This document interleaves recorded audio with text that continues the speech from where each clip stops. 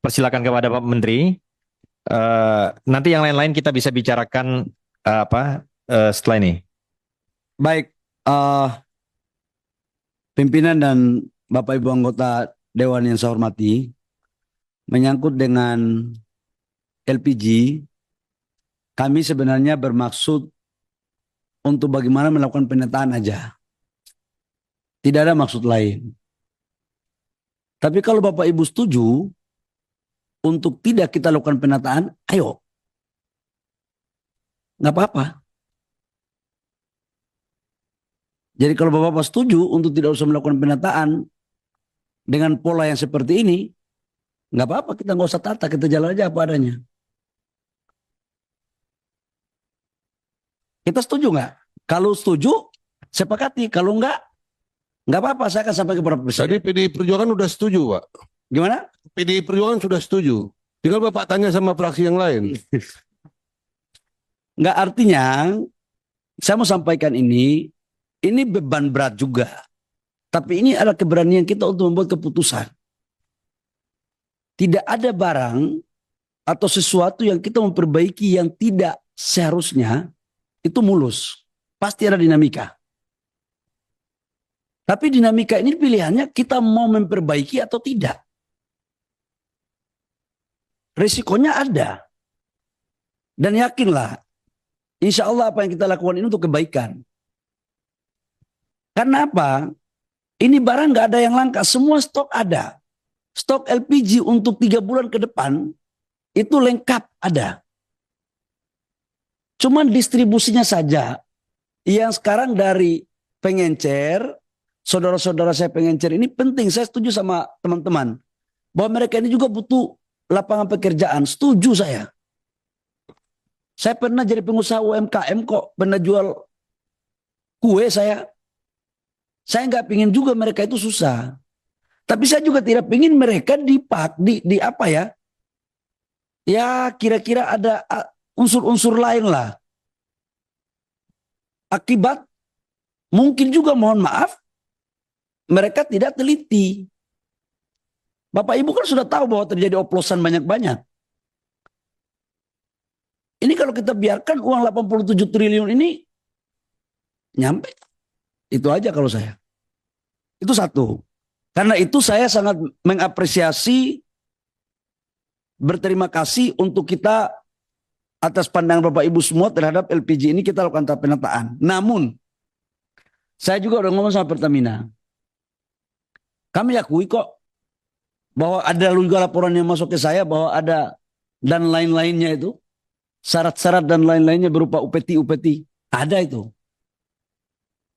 Dan saya udah bilang sama Pak Dirut Pertamina, yang kayak begini nggak perlu kita pelihara dan harus kita selesaiin. Itu saya jujur aja. Saya juga dapat laporan teman-teman pengusaha saya kan banyak. Tapi udah itu masa lalu. Kita mau menatap masa depan. Nah, terkait dengan ini menyangkut dengan pengencer, kita naikkan statusnya menjadi sub pangkalan dengan syarat yang minimal mungkin, tetapi kalau wilayah yang bisa masuk teknologi kita pakai standar pelayanannya seperti di pangkalan. Tujuannya apa? Supaya kita tahu dijual ke siapa dan harganya. Karena di pengencer itu kan harganya tidak bisa kita kontrol. Inilah kemudian dua soal ini yang menjadi bagian yang kita selesaiin. Jadi Bapak Ibu semua, saya nanti rapat dengan Pertamina, habis ini langsung kita maraton. Kalau memang pengencer-pengencer yang sekarang udah bagus-bagus, udah kita kasih dulu izin sementara untuk naikkan dia sebagai sub pangkalan tanpa biaya. Nggak usah ada biaya-biaya. Tapi berpikir Pak Menteri, tapi perlu mereka oleh tim Pertamina mengirimkan tim mentraining mereka menggunakan digital. Pak Ramson. Ya. Ya. Pak Ramson. Biarkan diselesaikan oleh Pak Menteri. Sudah pasti seperti itu. Itu pasti. Setiap kebijakan itu pasti ada acuan panduannya yang akan kita kasih. Dan syaratnya pun tidak seberat Pangkalan. Itu. Supaya apa? Ini enak semua. Saudara-saudara kita yang selama pengencer bisa mendapatkan jalannya, tetapi juga pemerintah dan Pertamina bisa mengendalikan LPG 3 kilo ini. Terus menyangkut tadi dengan LPG ada warna apa? Pink. Saya tadi tanya Pertamina, nanti Pertamina jawab ya. Pertamina, saya kasih waktu 2 menit untuk menjelaskan pink itu. Silakan. Saya izin pimpinan ya, biar tidak ada multi interpretasi dan ini biar kita dengar langsung dari Pertamina. Silakan Pertamina. Baik, pimpinan Komisi 12, Bapak Ibu anggota Komisi 12, Bapak Menteri, Bapak Ibu sekalian, pada kesempatan ini kami menyampaikan bahwa pada saat ini Pertamina hanya menjual untuk yang non subsidi hanya kemasan 5,5 kilo dan 12 kilo. Jadi tidak ada 3 kilogram yang berwarna pink yang non subsidi. Itu pernah ada pada tahun 2018 ketika sedang melakukan uji pasar. Dan itu juga hanya dilakukan selama 6 bulan, yaitu 2.000 tabung di Jakarta dan 1.000 tabung di Surabaya. Untuk melihat pasar kepada kalangan menengah yang tentunya tidak disubsidi dan mendapatkan ukuran yang jauh lebih kecil. Namun itu adalah tahun 2018 sehingga kami sampaikan berita itu adalah berita hoax. Yang kedua, Pak Menteri izin menambahkan juga, tentunya Pertamina adalah aset bangsa yang kita banggakan juga semua. Untuk itu, apabila ada kegiatan atau praktek-praktek yang berlangsung di Pertamina yang tentunya mencari keuntungan dengan harus membayar dengan biaya-biaya tertentu, mohon untuk dilaporkan, akan kita sikat habis, Pak. Terima kasih. Ketua. Ya, Izin Ketua. ya silakan. Jadi ini terjadi subordinasi antara Kementerian SDM kan. Jadi saya pikir setiap Kementerian SDM juga harus dalam mengeluarkan kebijakan berkoordinasi juga dong dengan eksekutornya yaitu Pertamina. Pertamina kan penugasan.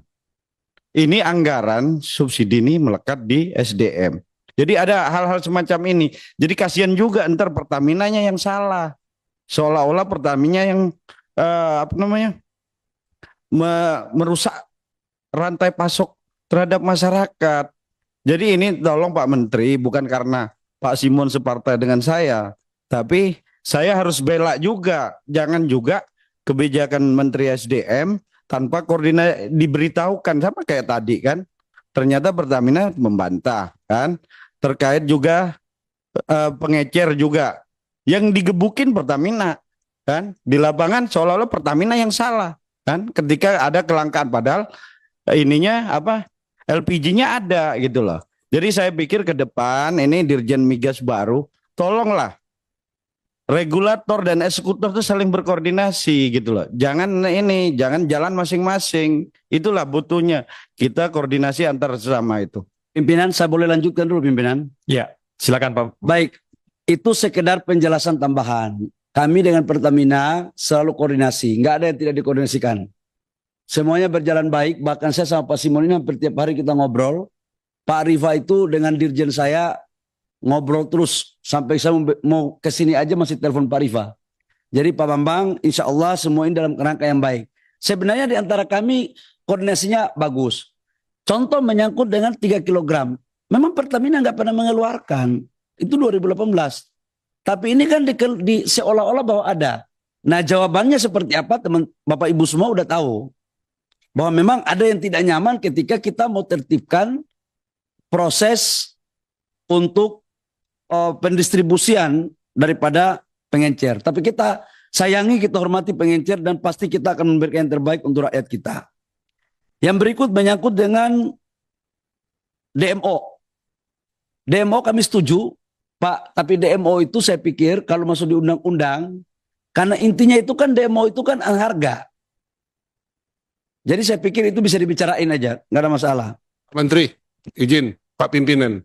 DMO itu bukan harga Pak, tapi kuota. Kalau harga IPO, gitu ya? Ya, IPO, ya.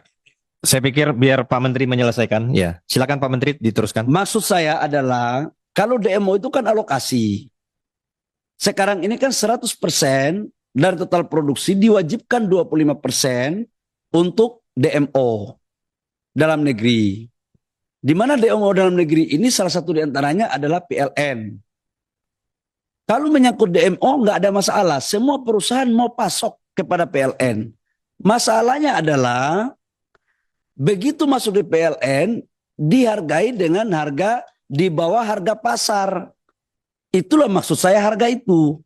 Makanya dibutuhkan satu lembaga mediasi untuk menghimpun antara dana ekspor selisih dengan yang memasok DMO agar harganya bisa seimbang. Itu Pak. Kami sudah pikirkan Pak itu. Interupsi sedikit Pak. Pak Menteri, DMO dan DPO itu kita putuskan di sini tahun 2018 dengan pemerintah. Domestic Market Obligation dan Domestic Price Obligation untuk memprotek PLN $70. Kalau nggak diprotek udah bangkrut mereka Pak, waktu harga $250. Jadi itu sangat bagus untuk terus di-maintain kebijakan itu Pak. Makasih. Justru saya melindungi PLN, maka sekalipun pengusaha batubara meminta naik harga, kami belum naikkan pada. Kalau enggak, PLN ini lewat ini. Kami berkomitmen Pak untuk menjaga semua BUMN agar tetap survive. Izin Pak Menteri, jadi kami sebenarnya agak sepakat lah dengan usulan dimasukkan di Undang-Undang Minerba terkait DMO itu kan. Kalau kita tarik lagi ke pasal 33 kan jelas tanah, air dan seisinya itu dikuasai negara dan dipergunakan semaksimalnya untuk hidup hajat orang banyak. PLN itu salah satu badan usaha yang dimandatkan oleh negara untuk memberikan satu fasilitas atau kebutuhan dasar yaitu listrik. Jadi saya pikir kalau kami berpikir DMO sangat pantas dimasukkan, tidak minimal ya kepada para pengusaha-pengusaha ini berkorbanlah kepada rakyat lain lah, kepada bangsa ini kan. Jangan hanya mau untung aja. Jadi yang jadi sapi perah BUMN lain. Oke, hanya BPTBA. PTBA mensuplai itu hampir 60% kebutuhan ini PLN. Jadi kalau mau fair kayak Adaro, KPC semua itu harus kena. Jadi kewajiban mereka adalah tugasnya untuk memenuhi kebutuhan mereka dulu, negara dulu yang diutamakan. Jangan mereka jualan karena itu ada selisih, Pak. Mereka yang penting jualan di dalam negeri, memenuhi kuota DMO. Tapi negara sendiri dalam hal ini PLN keteteran, yang dijadiin sapi perah siapa? PTBA. Bukan kami ini. Satu sisi kita pengen ada pemasukan negara tinggi, tapi satu sisi dibebankan dari kantong kanan kantong kiri.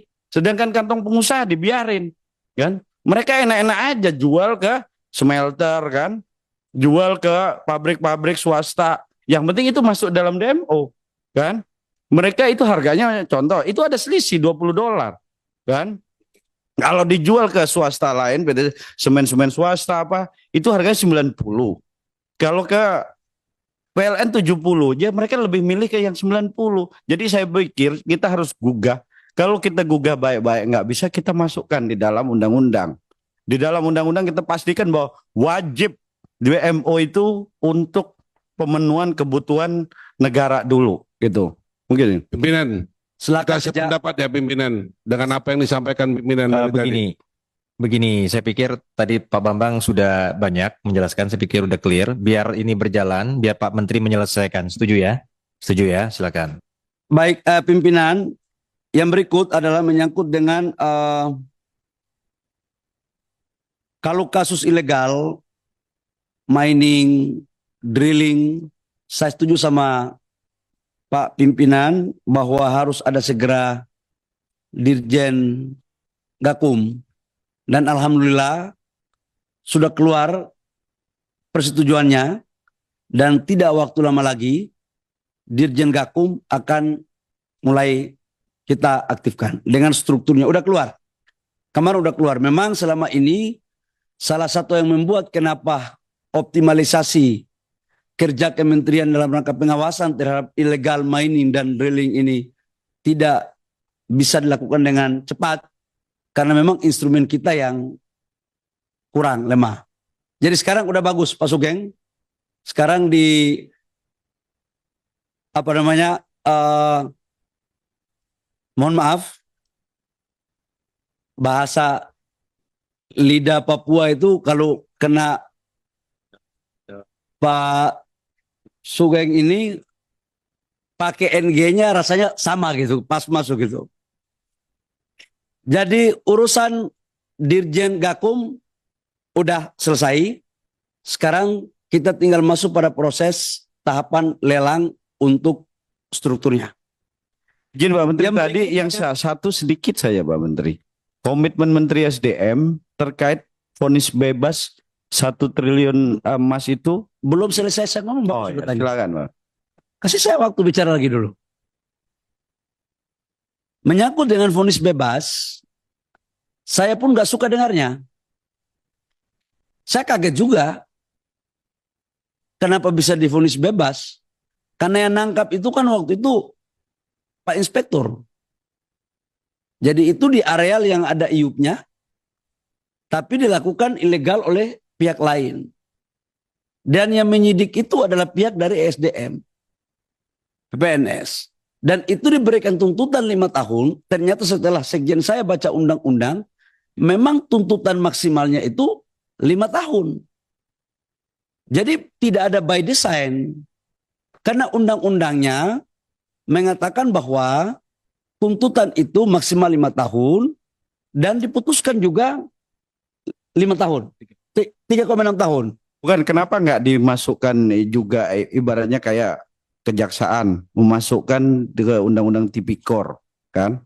Karena di kejaksaan kan jelas yang mengganggu perekonomian negara itu di undang-undang kejaksaan terbaru loh, Pak. Jadi sebenarnya itu bisa juga kalau emang PPNS-nya niat, mereka bisa kerjasama sama kejaksaan tuh masukkan ke situ, ke pasal itu. Kalau saya begini Pak Bambang, sekarang dengan keputusan dia bebas, kami naik banding.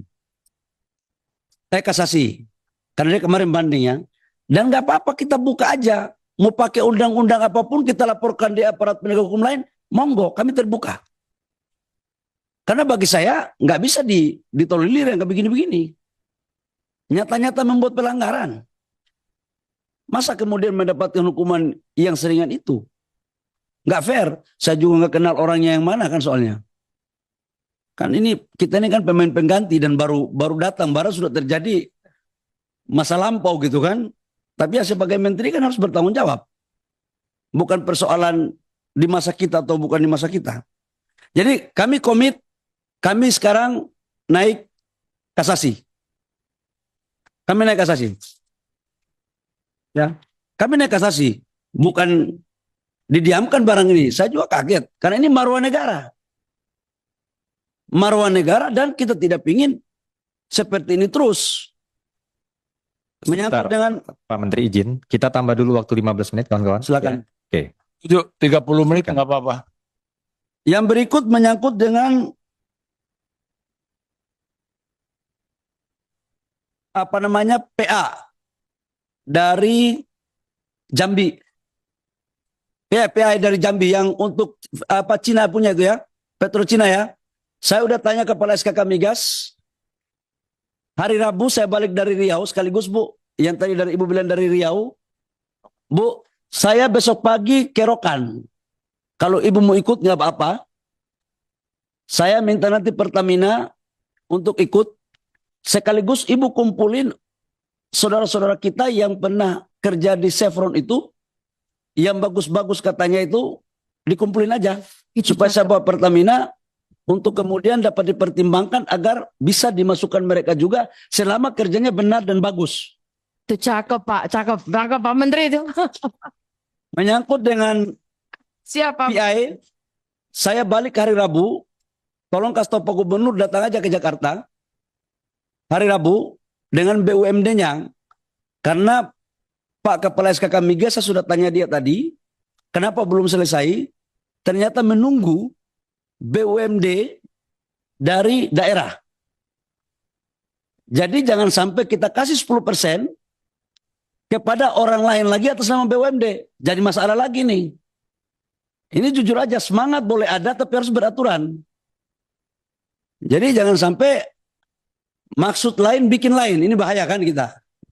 Jadi kami dengan sangat senang hati, saya sebagai orang daerah pingin sekali untuk itu diberikan. Dan saya janji saya akan selesaikan. Kalau bisa cepat BUMN-nya selesai, Februari ini selesai. Tidak perlu tunggu 2025 akhir. Bisa selesai. Rabu Pak Menteri. Rabu. Rabu ya. Rabu. Makasih Pak Menteri. Biar tambahan untuk makan Saya gizi gratis itu ini. supaya suara di dapil semakin bagus gitu. Yang berikut menyangkut dengan Tuban dan Bojonegoro. Untuk Bojonegoro, terima kasih kami akan perhatikan menyangkut aspek lingkungan, tapi kita akan bangun pabrik metanol di sana untuk substitusi impor. Karena kita itu impor sekarang untuk memenuhi kebutuhan B40 2,3 juta metanol. Jadi kita bangun dari sana, kemudian bahan bakunya juga dari Jawa Timur. Menyangkut lahannya, saya terima kasih atas masukannya. Kami akan panggil investornya. Untuk aspek lingkungannya kami akan perhatikan. Menyangkut dengan Tuban, sampai dengan hari ini saya belum mendapatkan informasi perusahaan mana yang akan mengganti Rosneft. Baru kabar-kabar aja, sampai sekarang saya belum ketemu orangnya. Karena saya biasanya kepada Tuhan saya percaya, manusia butuh data. Jangan sampai informasi yang nggak valid kemudian saya terjebak dengan ketidakvalidan itu. Jadi izinkan saya untuk mencari tahu dulu siapa yang mengganti Rosneft. Yang berikut menyangkut dengan banyak kali nih. HGBT, selebihnya nanti pakai tulis aja menyangkut HGBT. Kami sudah putuskan keberlanjutan HGBT untuk gas dibagi menjadi 2 jenis. Untuk PLN itu HGBT-nya $7. Untuk bahan baku industri seperti pupuk subsidi itu $6,5 dari maksimal $6. Kenapa ini kita naikkan? Karena harga gas dunia sekarang lagi naik dan HGBT ini sebenarnya bagian sweetener dari negara. Jadi ini pendapatan negara yang harusnya diterima oleh negara, tapi untuk merangsang agar industri kita hidup, maka kemudian pendapatan negara itu dipotong untuk kemudian kita kasih harga $6. Supaya juga Bapak Ibu tahu, saya kasih informasi, potensi pendapatan negara yang tidak bisa kita pungut akibat kebijakan HGBT sejak 2020 sampai dengan 2024 sebesar 87 triliun rupiah. Tapi itu terkonversi dengan pajak lain dari hasil hilirisasi. Jadi sebenarnya nggak hilang juga, cuma dia masuk dalam bentuk pendapatan yang lain. Menyangkut dengan BBM satu harga dan LPG, Bapak Ibu semua, saya juga baru tahu, kayak minyak tanah, kayak LPG itu di Papua sama Maluku nggak ada. Ya, jadi bayangkan Menteri SDM dari Papua, kami nggak ada LPG di sana. Minyak tanah pun dibatasi. Harga minyak di Papua tahun 2004, 2005 di Wamena itu Rp23.000 per liter. Di Jawa cuman, mohon maaf, 4.000, 5.000. Tapi kami baik-baik saja. Karena mungkin orang timur ini baik-baik saja begitu kira-kira. Saking baiknya nggak pernah protes ketika ada kenaikan harga. Saya setuju dengan dari Kalimantan tadi. Saya setuju karena itu mungkin bagi daerah-daerah yang tidak ada fasilitas infrastruktur internet teknologinya, kita tidak akan memakai seperti apa yang ada di daerah yang ada fasilitas infrastruktur teknologinya. Itu pasti kita akan lakukan dengan baik. Saya pikir Bapak Ibu semua, hal-hal ini yang perlu kami sampaikan, yang lain-lainnya kami akan jawab tertulis, khususnya menyangkut OSS. Kebetulan saya udah nggak jadi Menteri Investasi, jadi nggak bisa saya jawab karena itu job list daripada Menteri Investasi karena pelayanan via OSS. Saya pikir hanya itu, kurang lebihnya mohon maaf, terima kasih, dan kami berkomitmen pulang dari sini kami akan memperbaiki tata kelola khususnya kerjasama kami dengan Pertamina dalam rangka distribusi LPG yang bersubsidi supaya rakyat kita bisa cepat mendapatkan hasilnya agar mereka tidak antri lagi. Demikian, terima kasih. Wabillahi taufiq wal hidayah. Wassalamualaikum warahmatullahi wabarakatuh. Shalom, salam sejahtera untuk kita semua.